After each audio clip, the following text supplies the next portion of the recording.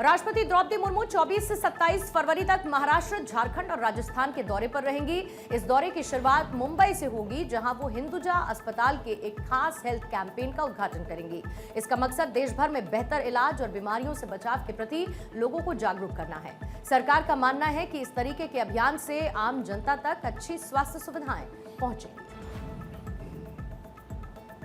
इसके बाद अगले दिन राष्ट्रपति महाराष्ट्र के शेगांव में आयुष मंत्रालय द्वारा आयोजित नेशनल आरोग्य मेले में शिरकत करेंगे, जहां पर आयुर्वेद और योग जैसी पुरानी पद्धतियों को बढ़ावा देने पर चर्चा होगी।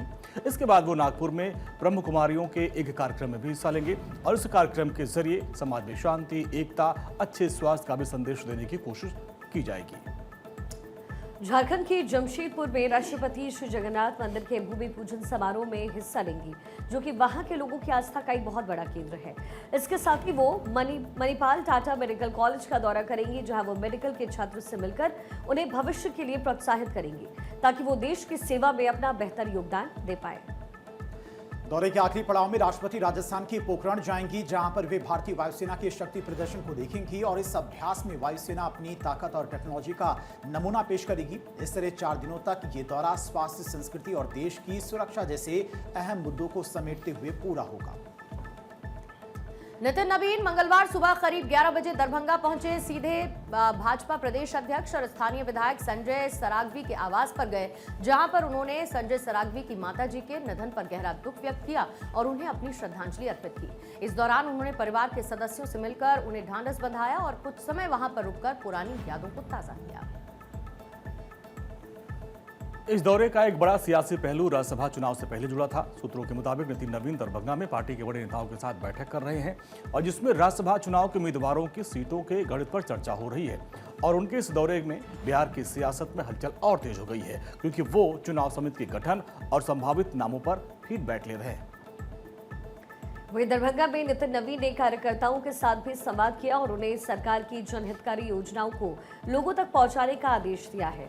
बैठक में पीएम सूर्य घर योजना और दरभंगा एम्स जैसे बड़े प्रोजेक्ट्स की प्रगति पर चर्चा हुई। उन्होंने भरोसा दिलाया कि केंद्र और राज्य सरकार मिलकर के मिथिलांचल के विकास के लिए पूरी तरीके से प्रतिबद्ध है और जल्द ही बड़े बदलाव भी नजर आएंगे। श्रद्धांजलि सभा और सांगठनिक बैठकों के बाद नितिन नवीन का अगला पड़ाव पटना है। वहां पर वे पार्टी के अन्य वरिष्ठ नेताओं और सहयोगियों के साथ में बड़ी मीटिंग्स करेंगे, जिसमें आगामी निकाय चुनाव की रणनीति फाइनल की जाएगी। दरभंगा का ये संक्षिप्त दौरा न केवल संवेदना प्रकट करने का जरिया बना, बल्कि इसने भाजपा की चुनावी तैयारियों को भी नई धार दे दी है। झारखंड विधानसभा में आज हेमंत सरकार ने बजट पेश किया। राज्य के वित्त मंत्री राधा कृष्ण किशोर ने वित्तीय वर्ष 2026-27 के लिए बजट पेश किया। उन्होंने कुल 1,58,560 करोड़ रुपए का बजट पेश किया। ये उनका लगातार दूसरा बजट है। इससे पहले उन्होंने बजट की कॉपी लोक भवन जाकर राज्यपाल संतोष गंगवार को सौंपी। इसके बाद वो सदन की कार्रवाई में शामिल होने के लिए पहुंचे, जहां पर बजट उनकी तरफ से 1,58,560 करोड़ रुपए का पेश किया गया। चालू वित्तीय वर्ष 2025-26 1.45 लाख 400 करोड़ रुपए का ये मूल बजट था। इसमें 91,741 करोड़ रुपए योजना मद में रहे। इसमें से 17,073 करोड़ रुपए केंद्रीय योजनाओं से जुड़े हुए थे। झारखंड के वित्त मंत्री ने कहा कि झारखंड की विकास यात्रा संभावनाओं से भरी हुई है। हालांकि उन्होंने यह भी कहा कि केंद्र सरकार आर्थिक सहयोग नहीं कर रही है, लेकिन हमने हिम्मत नहीं हारी और हमने अपने लेवल पर प्रयास किया है। उन्होंने कहा कि तमाम परेशानियों के बाद भी हम मेहनत कर रहे हैं। उन्होंने कहा कि ये बजट आमजन के लिए है और इसके लिए राज्य भर से लोगों और विशेषज्ञों की सलाह ली गई। बजट केवल आम व्यय का लेखा जोखा नहीं होता, बल्कि यह राज्य के भविष्य की दशा और दिशा तय करता है। यह बजट समावेशी, सतत जन कल्याणकारी विकास को समर्पित है तथा राज्य की आर्थिक सुदृढ़ता, सामाजिक न्याय के प्रति सरकार की प्रतिबद्धता को प्रतिबिंबित करने वाला बजट है। झारखंड केवल खनिज संपदाओं से परिपूर्ण राज्य नहीं, बल्कि यह विविध जनजातीय परंपराओं, लोक सांस्कृतिक समुदायिक जीवन मूल्यों और प्रकृति के साथ सामंजस्य की बेमिसाल परंपरा का प्रतीक है।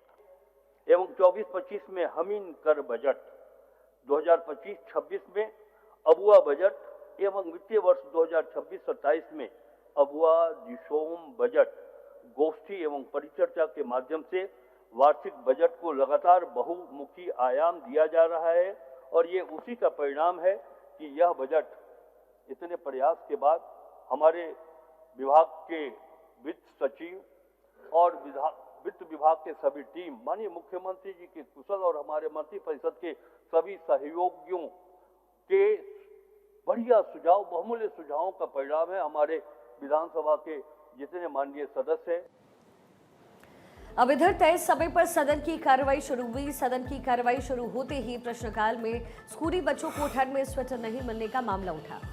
जरमुंडी विधायक देवेंद्र कुंवर ने इस पूरे मामले को उठाया है, जिसमें उन्होंने कहा कि सरकार ने ठंड में स्वेटर नहीं दी और ऊपर से कहती है कि केंद्र का हिस्सा नहीं मिलता है। इस पर सरकार की ओर से जवाब देते हुए मंत्री सुदीप सोनू ने बताया कि पोशाक दिया गया है। उन्होंने बताया कि केंद्र की हिस्सेदारी आवश्यक होती है। इस पर सदन अध्यक्ष ने कहा कि जिन जिलों में पोशाक नहीं मिली है वहां पर केंद्र या फिर राज्य के अंश का बराबर हिस्सा देकर उपलब्ध होना चाहिए। केंद्रीय औषधि मानक नियंत्रण संगठन की जनवरी 2026 की रिपोर्ट ने हिमाचल प्रदेश के दवा उद्योग में खलबली मचा दी। देश भर में जांचे गए कुल नमूनों में से 71 दवाएं क्वालिटी टेस्ट में फेल हो गई और चौंकाने वाली बात यह है कि इसमें से करीब हर तीसरी दवा हिमाचल की लैब में बनी थी। फेल होने वाली दवाओं में सबसे ज्यादा एलर्जी, अस्थमा, बुखार और एंटीबायोटिक शामिल हैं। साथ ही 16 कफ सिरप के सैंपल भी मानकों पर खरे नहीं उतरे, जो सीधे तौर पर लोगों की सेहत के साथ खिलवाड़ है। हिमाचल प्रदेश को देश का सबसे बड़ा फार्मा हब माना जाता है, लेकिन वहां से इतनी बड़ी संख्या में नकली और खराब दवाओं का मिलना चिंताजनक है। जांच में एक और डराने वाली बात सामने आई कि कई कंपनियों ने उन दवाओं के बैच को अपना मानने से इनकार कर दिया। इससे साफ है कि बाजार में असली ब्रांड के नाम पर नकली दवाओं का एक बड़ा नेटवर्क सक्रिय हो सकता है। सरकार अब इस बात की गहराई से पड़ताल कर रही है कि आखिर ये दवाएं सप्लाई चेन में आई कैसे।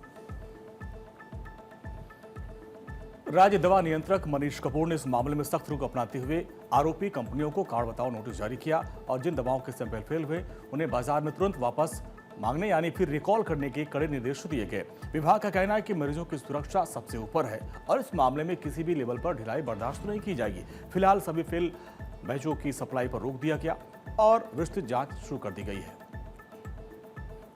ड्रग अलर्ट 3 दवाओं में स्प्यूरियस नकली श्रेणी में रखा गया, जिसमें ऑक्सफ्लाक्सिन, आडोटाजेल और एथ्रोजोमाइसिन और डिस्प्रिन और काइमोट्रिप्सिन टैबलेट शामिल है।